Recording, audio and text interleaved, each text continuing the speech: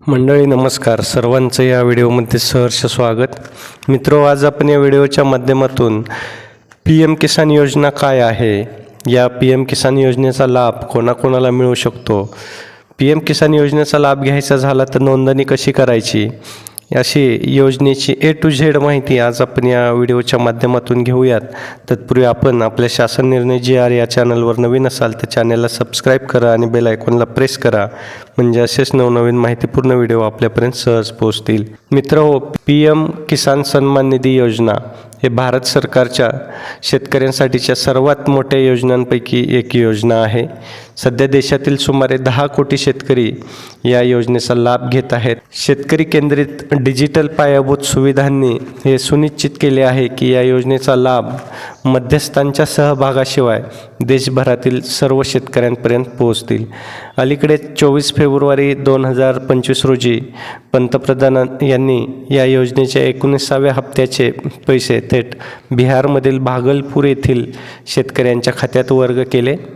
त्यामुळं साहजिकच आपल्याला या महत्त्वाकांक्षी योजनेबद्दल माहिती असणं आवश्यक आहे. मित्रहो, पी एम किसान सन्मान निधी योजना 24 फेब्रुवारी 2019 रोजी सुरू करण्यात आली. पश्चिम बंगाल राज्य 8व्या हप्त्यापासून म्हणजेच जुलै 2021 पासून या योजनेत सामील झाले. वास्तविक पश्चिम बंगाल सरकारची सुरुवातीची इच्छा होती की पी एम किसान योजनेअंतर्गतचा निधी राज्य सरकारकडे हस्तांतरित केला जावा, जेणेकरून त्याद्वारे पैसे शेतकऱ्यांना वितरित करता येतील. मात्र या योजनेचा लाभ थेट लाभार्थी शेतकऱ्यांच्या खात्यावर वर्ग व्हावा, अशी केंद्र सरकारची इच्छा होती. पी एम किसान योजना म्हणजे काय तर मित्रहो, पंतप्रधान किसान सन्मान निधी योजना ही भारत सरकारने सुरू केलेली योजना असून या योजनेचा उद्देश सर्व लहान आणि अत्यल्प भूधारक शेतकऱ्यांना दरवर्षी 6,000 रुपयांची मदत करणे आहे. योजनेअंतर्गत प्रत्येक वर्षी दर 4 महिन्यांनी सर्व जमीनधारक शेतकऱ्यांच्या खात्यावर 2,000 रुपये हस्तांतरित केले जातात. आता नेमकी पंतप्रधान किसान योजनेची कल्पना आली कोठून तर 2018मध्ये तेलंगणा सरकारने रैतू बंधू योजना सुरू केली होती. या उपक्रमाअंतर्गत शेतकऱ्यांना कृषी क्षेत्रात गुंतवणूक करण्यास प्रोत्साहित करण्यासाठी राज्य सरकारने ठराविक रक्कम वर्षातून 2दा वितरित केली.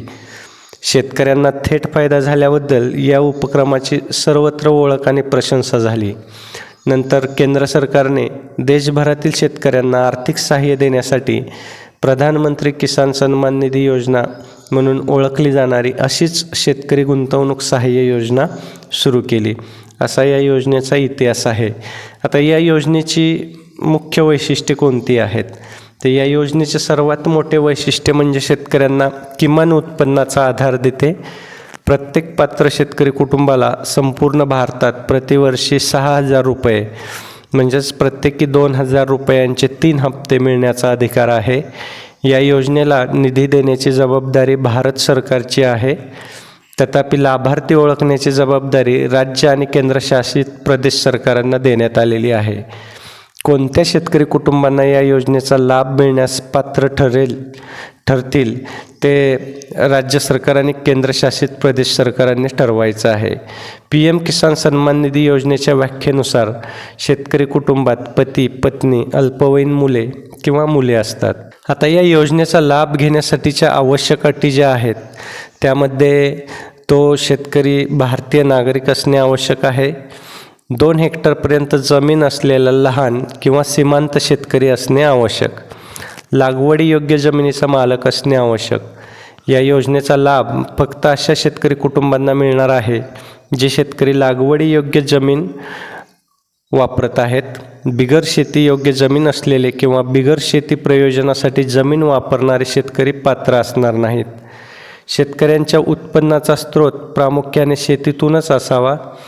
जर शेतकऱ्याच्या उत्पन्नाचा मुख्य स्रोत सरकारी सेवा, व्यवसाय किंवा शेतीव्यतिरिक्त इतर कोणत्याही प्रकारचे उत्पन्न असेल तर तो पात्र ठरणार नाही. ज्यांची मासिक पेन्शन 10,000 किंवा त्याहून अधिक आहे ते देखील या योजनेचा लाभ घेऊ शकत नाहीत. जे शेतकरी आयकर भरतात ते या योजनेसाठी पात्र नाहीत. आता पंतप्रधान किसान योजनेचा लाभ कोणाला मिळू शकत नाही जे शेतकरी संस्थात्मक जमीनधारक आहेत ते पंतप्रधान किसान योजनेचा लाभ घेऊ शकत नाहीत. याशिवाय घटनात्मक पदे भूषविलेले किंवा धारण केलेले लोक, सरकारी मंत्रालये, विभाग किंवा कार्यालयात कर्मचारी किंवा अधिकारी असलेले लोक, स्थानिक स्वराज्य संस्थांचे नियमित कर्मचारी, याशिवाय केंद्र आणि राज्य सरकारचे विद्यमान आणि माजी मंत्री, लोकसभा आणि राज्यसभेचे विद्यमान आणि माजी सदस्य, जे लोक केंद्र किंवा राज्य सार्वजनिक क्षेत्रातील उपक्रम किंवा स्वायत्त संस्थांमध्ये कर्मचारी किंवा अधिकारी राहिलेले आहेत, राज्य विधानसभा आणि राज्य विधान परिषदेचे विद्यमान आणि माजी सदस्य, जिल्हा पंचायतीचे विद्यमान किंवा माजी अध्यक्ष आणि कोणत्याही महानगरपालिकेचे विद्यमान किंवा माजी महापौर या योजनेचा लाभ घेऊ शकत नाहीत. तर मित्रांनो, PM किसानसाठी जर नोंदणी करायची असेल तर ती कशी करायची? आत्ता आपण बघितलेले जे निकष आहेत या निकषानुसार लाभ घेण्यास पात्र असलेले शेतकरी लाभार्थी म्हणून स्वतःची नोंदणी करू शकतात. PM किसान सन्मान निधी योजना 2025च्या नोंदणीची प्रक्रिया जी आहे ती स्थानिक पटवारी किंवा महसूल अधिकाऱ्यांव्यतिरिक्त पात्र शेतकरी नोंदणीसाठी त्यांच्या राज्यातील नोडल अधिकाऱ्यांशी संपर्क साधू शकतात. याशिवाय शेतकरी फी भरून कॉमन सर्व्हिस सेंटरद्वारे या योजनेची नोंदणी करू शकतो. शेतकऱ्यांची जर इच्छा असेल तर ते PM किसानची जी वेबसाईट आहे pmkisan.gov.in या पोर्टलद्वारे ऑनलाईन नोंदणीसुद्धा करू शकतात. त्यासाठी सर्वप्रथम PMKSNYच्या अधिकृत वेबसाईटवरती जावं लागेल आणि शेतकरी कॉर्नर विभागातील शेतकरी कॉर्नर या टॅबवरती आपण गेल्यानंतर नवीन शेतकरी नोंदणी ही टॅब येते. त्यावर क्लिक करून त्यात आधार क्रमांक, मोबाईल क्रमांक आणि राज्य निवडायचं आहे. नंतर आपल्या मोबाईलवरती एक OTP येतो. तो OTP टाकून आपण पडताळणी करून घ्यायची आहे. यानंतर नाव, जन्मतारीख, लिंग, पत्ता, बँक खाते तपशील आणि जमिनीची माहिती विचारली जाते. ती भरून अर्ज आपण सबमिट करायचा आहे आणि भविष्यात आपल्या उपयोगाला येईल म्हणून ती पावती आपण जतन करून ठेवायची आहे. आता नेमके या योजनेसाठी कोणती कागदपत्र लागतात तर 7/12 उतारा, उत्पन्नाचा दाखला, आधार कार्ड आणि बँक खाते. 7/12 अर्जदाराकडे 7/12ची उतारा प्रत असेल तर अर्जदाराचा जमिनीवर कायदेशीर हक्क आहे असं सिद्ध होतं. त्यामुळं 7/12 योजनेसाठी अर्ज करताना अर्जदाराकडे उत्पन्नाचा दाखला असावा. तसेच अर्जदार शेतकऱ्याकडे वैध आधार कार्ड असणे आवश्यक आहे, जे या योजनेच्या नोंदणीसाठी आणि लाभांच्या वितरणासाठी खूप महत्त्वाचे आहे. बँक खाते, शेतकऱ्याचे नावावर सक्रिय बँक खाते असावे.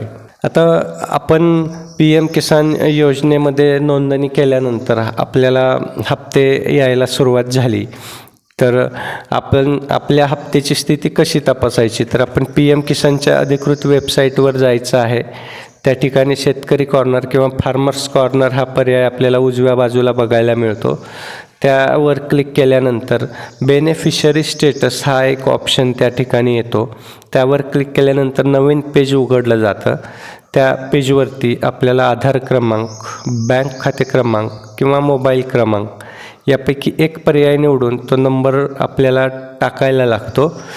त्याच्यावरती आपण क्लिक केल्यानंतर गेट डेटा या टॅबवर क्लिक केल्यानंतर आपल्याला आपल्या खात्यात किती पैसे आले आहेत किंवा आले आहेत की नाही याची माहिती मिळते. जर FTO उत्पन्न झाले असेल आणि पेमेंट कन्फर्मेशन प्रलंबित असेल तर त्याचा अर्थ असा आहे की तुमचे पैसे प्रक्रियेमध्ये आहेत. आता जर आपल्याला या योजनेचे पैसे मिळालेले नसतील तर त्यासाठी आपल्याला वेबसाईटवरती जायचं आहे PM किसानच्या आणि फार्मर्स कॉर्नरमध्ये हेल्प डेस्क हा एक ऑप्शन येतो. त्या ठिकाणी गेल्यानंतर आपण आधार क्रमांक, खाते क्रमांक आणि मोबाईल क्रमांक त्या ठिकाणी आपला टाकायचा आहे. त्यानंतर एक क्वेरी फॉर्म येतो. त्यामध्ये खाते क्रमांक, पेमेंट, आधार आणि इतर पर्याय आपण भरून ते सादर करायचं आहे. आता या व्यतिरिक्त मित्र आपल्याला कुठल्याही समस्या आल्या या योजनेशी संबंधित तर आपण pmkisan-ict@gov.in या मेल ID वर संपर्क करू शकतो. तसंच हेल्पलाईन क्रमांक जो आहे तो 155 261 किंवा 1800115526 हा टोल फ्री क्रमांक किंवा 011233811092 या क्रमांकावर आपण संपर्क साधून आपली समस्या सोडवून घेऊ शकता। तसंच आपल्याला जर काही अडचण असेल तर आपण या व्हिडिओच्या कमेंट बॉक्समध्ये कमेंट करून सुद्धा विचारू शकता। आपल्या शंकांचं निरसन करण्याचा प्रयत्न केला जाईल। तर व्हिडिओ आवडला असेल तर व्हिडिओला लाईक करा आणि जास्तीत जास्त शेतकरी बांधवांपर्यंत हा व्हिडिओ पोचवा, म्हणजे त्यांनासुद्धा PM किसान योजनेची A to Z माहिती प्राप्त होईल। नेमकी योजना काय आहे आणि योजनेसंदर्भात इतर जी आवश्यक माहिती आहे ती सर्व या व्हिडिओच्या माध्यमातून मिळेल। धन्यवाद।